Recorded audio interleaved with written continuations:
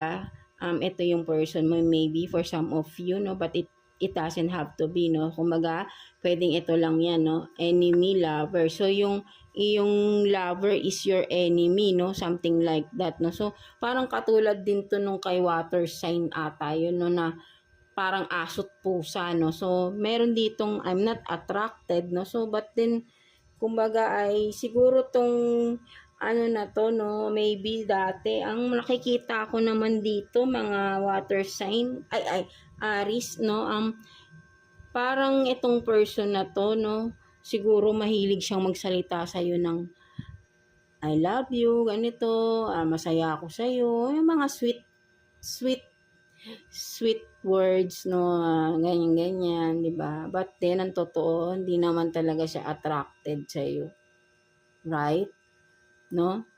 Nagsisinungaling tong tao na ito, no? Something like that, no? So, nararamdaman nyo rin yan, no, mga Aries, or ikaw to Aries, sinasabi mo sa person mo, but then, you are not attracted, right? Hindi mo naman talaga siya totoong mahal, hindi mo naman siya totoong gusto, no?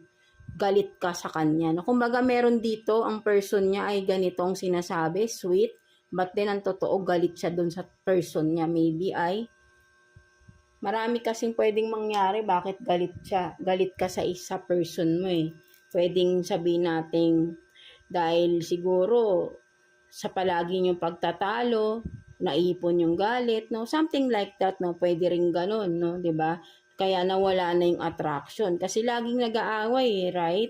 So yung isa rito, yun pala talaga may galit siya, no? Maybe naiinggit sa iyo kung ano man yung personality mo, baka talaga magkaiba kayo, 'di ba? For some of you, magkaiba talaga yung ugali niyo, hindi kayo magkasundo.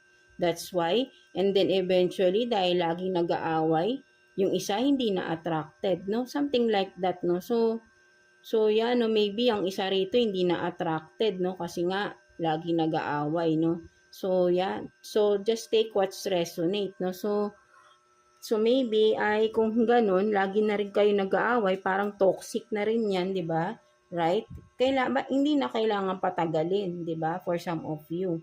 Kung meron nang hindi na nagiging attracted, right? So kailangan na rin magdesisyon, no, for some of you, no, Aries, no. You have to decide sa relationship na ito, right? Hindi na to kailangan na parang nagbubulahan pa kayo ng merong ganito, but then ang totoo, magkaaway kayo talaga, no? Something like that, no? So, ayun lang naman yung nakikita ko rito, no? So, tignan naman natin what's the self-care advice for you, no? This coming week, mga Aries natin.